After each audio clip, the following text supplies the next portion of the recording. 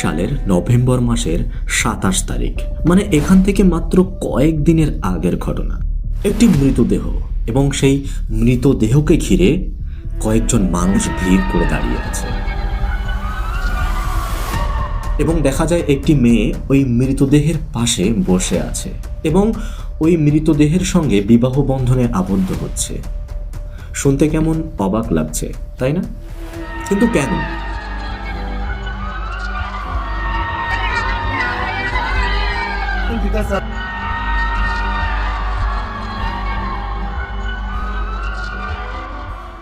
সেই মেয়েটি তার গালে হলুদ লাগাচ্ছে, তার হাত থেকে সিঁদুর পড়ছে।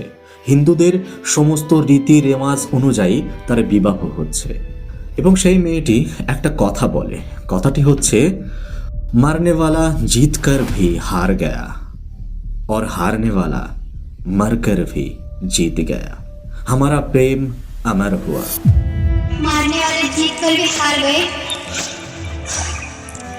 और हारने वाला मर कर भी जीत गए, आज हमारे प्यार की। অর্থাৎ যে মানুষটি মেরেছে তারা জিতে গিয়েও হেরে গেছে এবং যে মানুষটা মারা গিয়েছে সে হেরে গিয়েও জিতে গেছে। আর মেয়েটি এই কথাটি বলল কেন? তার বলার উদ্দেশ্যটা কি? আসলে তিনি কেন এই মৃত ছেলের সঙ্গে বিবাহ বন্ধনে আবদ্ধ হলেন? এই প্রশ্নটাই আপনাকে হয়তো ভাবাচ্ছে। কি ঠিক বললাম তো? আর এদিকে এই যুবকটাই বাকি যে এখানে লাশ হয়ে নিথর দেহ নিয়ে পড়ে আছে। চলুন দেখা যাক এই কেসের আসল রহস্য কি। Welcome to the hidden with Shahid. আর আমি শাহিদ, যেখানে আমি সত্য ঘটনাকে গল্পের মতো করে আপনাদের সামনে তুলে ধরার চেষ্টা করি। তাহলে চলুন আর বেশি গল্প না করে মূল ঘটনাতে আমরা ফিরে যাই। চলুন দেখি কি হয় সেখানে।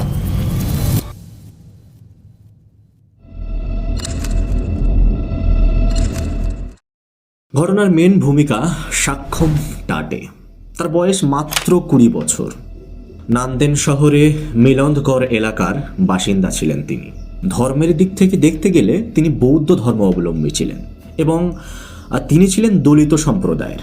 দলিত বলতে বুঝেন তো, মানে যেগুলো একটু নিচ সম্প্রদায়। তাহলে তিনি কি ছিলেন? দলিত সম্প্রদায়ের। এবং তার জীবনের সব থেকে বড় লক্ষ্য কি ছিল জানেন? প্রেম। তার জীবনের সব থেকে বড় লক্ষ্য ছিল তার প্রেমিকা আঞ্চল, এবং তিনি তার পরিবারের সঙ্গেই কিন্তু থাকতেন। আর এদিকে তার প্রেমিকা আঞ্চলের সঙ্গে তার প্রায় ৩ বছর ধরে সম্পর্ক চলে। এবং এই কথাটি আমি শুনতে পেয়েছি একটি টেলিকাস্টে, যেখানে আঞ্চল নিজেই বলেছিল যে আমাদের সম্পর্কের বয়স ৩ বছর। 29 साल से साथ में थे, मतलब हमारा प्रेम संबंध था। मेरे घर वालों को पता चल गया था। আর সাকসামের এই বৌদ্ধ ধর্ম এবং নিম্নপদস্থ হওয়ায় তাদের এই সম্পর্ক কোনোভাবেই মেনে নিতে রাজি হয়নি তাদের পরিবার। घर वालों ने साफ साफ मना कर दिया था उसके साथ शादी के लिए। वो जयपुर वाला है, हम हिंदू है, इसलिए। তাদের পরিবার সবসময় এই সম্পর্ক নিয়ে আপত্তি করতে থাকে এবং আপত্তি করতো আর কি। এখন সব তো ঠিক আছে, কিন্তু সামান্য এই ধর্ম আর এই দলিত সম্প্রদায় হওয়ার জন্য এই ছেলের জীবন যাওয়ার পিছনের কারণটা কি? অ্যাকচুয়ালি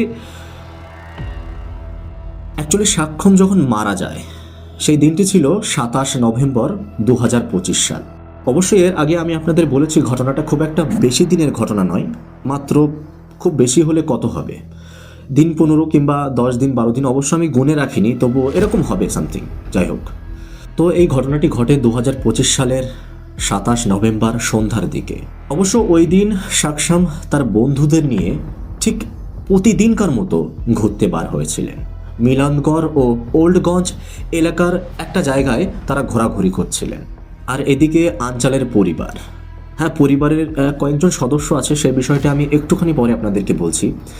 তো আঞ্চলের পরিবার এই সাকসামের ওপরে বেশ কিছুদিন ধরে কড়া নজর রাখছিল। সে কোথায় যাচ্ছে, কি করছে, এই নজরটা তারা খুব দৃঢ়ভাবে তার উপরে রাখছিল। তো সেদিনও, যেদিন এই ২৭ নভেম্বর ২০২৫ সাল সন্ধ্যার দিকে, সেদিনও সাকসামের যে আঞ্চলের যে পরিবার, ওর পরিবার সাকসামের উপরে নজর রাখে এবং তারা হঠাৎ আক্রমণের পরিকল্পনা করে বসে। এবং এই পরিকল্পনা করার সঙ্গে সঙ্গে তারা হঠাৎই সাকসামের উপরে আক্রমণ করে বসে।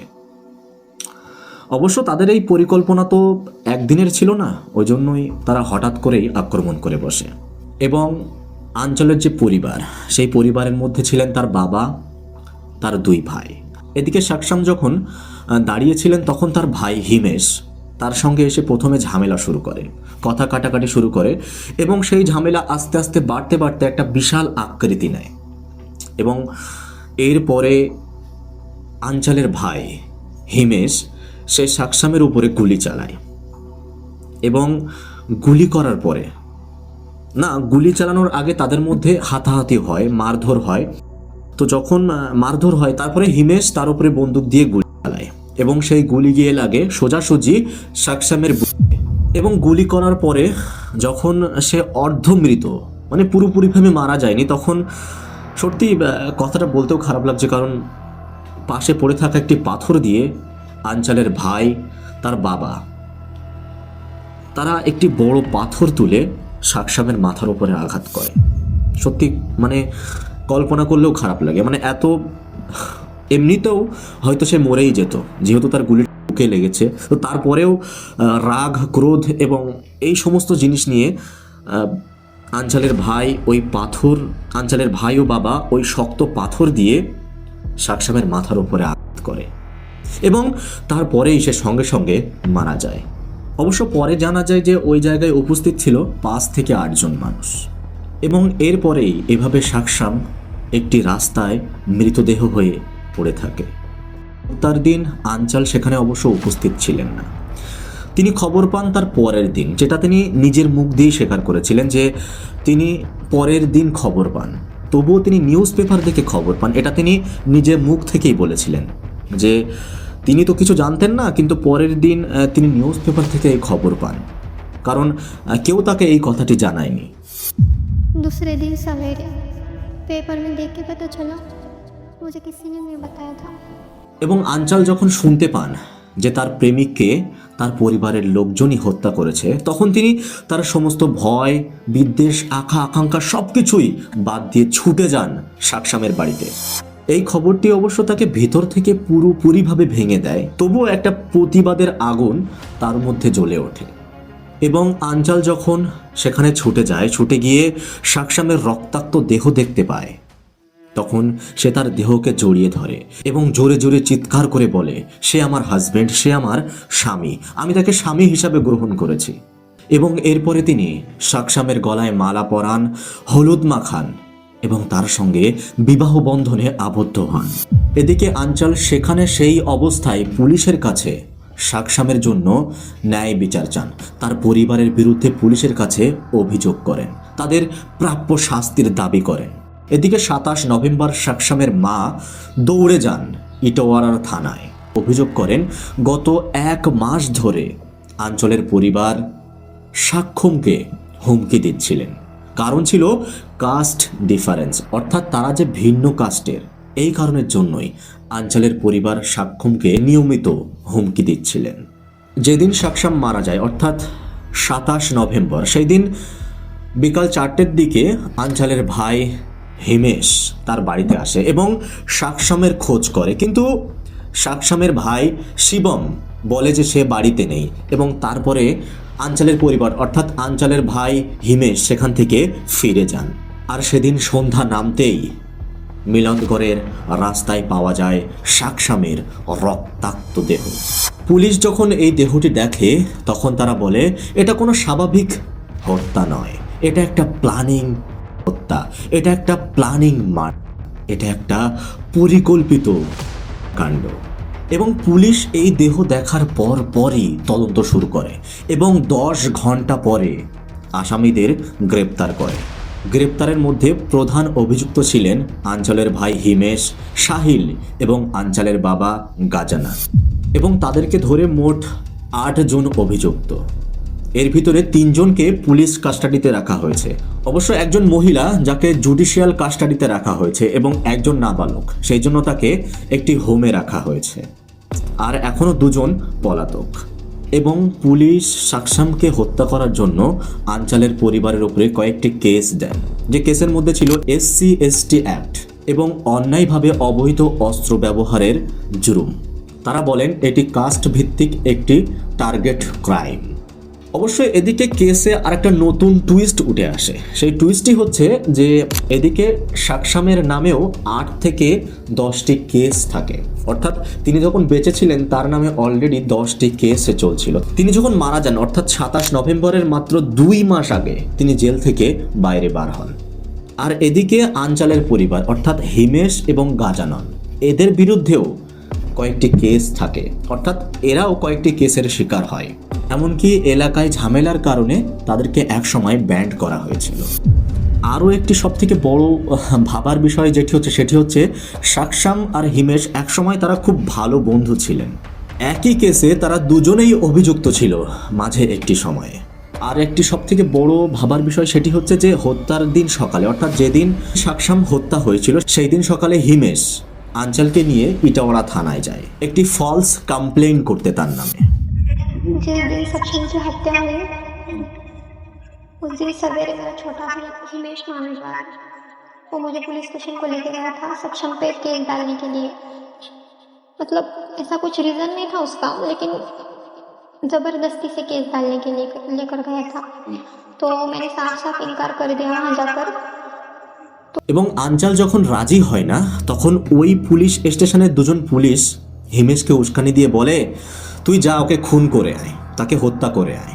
অবশ্য এই যে কথাটি বললাম এটা কিন্তু আমি নিজে থেকে বললাম না, কারণ এই কথাটি আঞ্চল নিজের মুখ থেকেই স্বীকার করেছে। অবশ্য সেই ফুটেজটি আমি আপনাদেরকে দেখাচ্ছি, একটুখানি দেখে নিন। 3-4 जो पुलिस वाले हैं वो मेरे भाई को बोल रहे थे कि तू इसको उसको मार के यहाँ पर आता है, जिसका मैटर है उसको मारना, फिर उसको मार के हमारे घर रखा।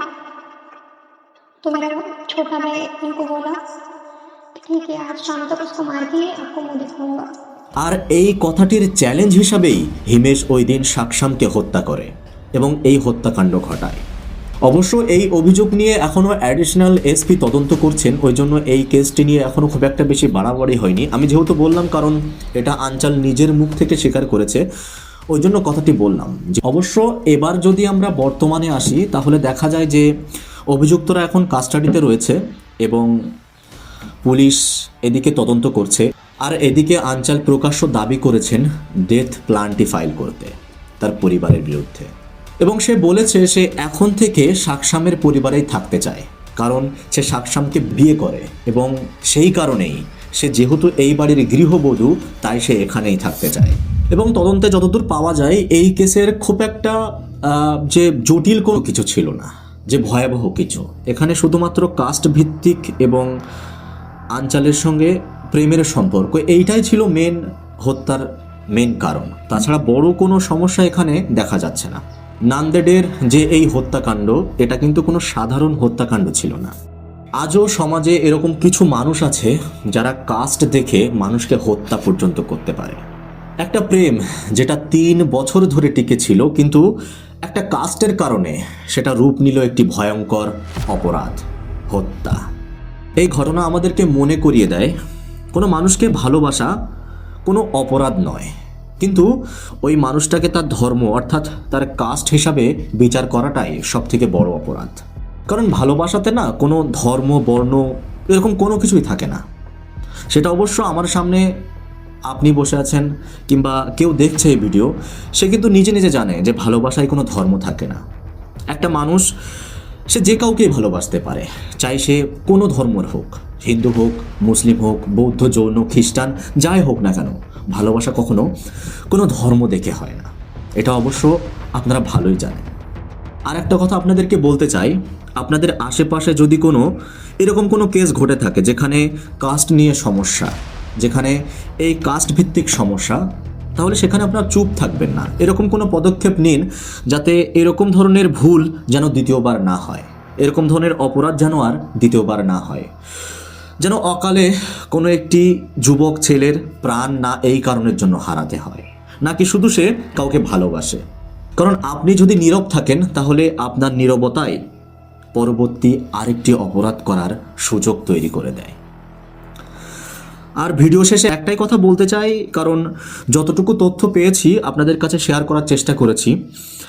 তো আপনারা যদি এরকম ধরনের ট্রু ক্রাইম ভিত্তিক কেস দেখতে পছন্দ করেন কিংবা শুনতে পছন্দ করেন, তাহলে আমার চ্যানেলটিকে সাবস্ক্রাইব করে রাখবেন। আশা করি প্রত্যেক সপ্তাহে আপনাদের জন্য একটি করে ভিডিও আমি নিয়ে আসার চেষ্টা করব। তো এই পর্যন্তই। একটাই কথা বলতে চাই, সুস্থ থাকুন, ভালো থাকুন এবং সতর্ক থাকুন, এবং অন্যকে বিশ্বাস করার আগে তাকে একবার ভালোভাবে যাচাই করে নিন।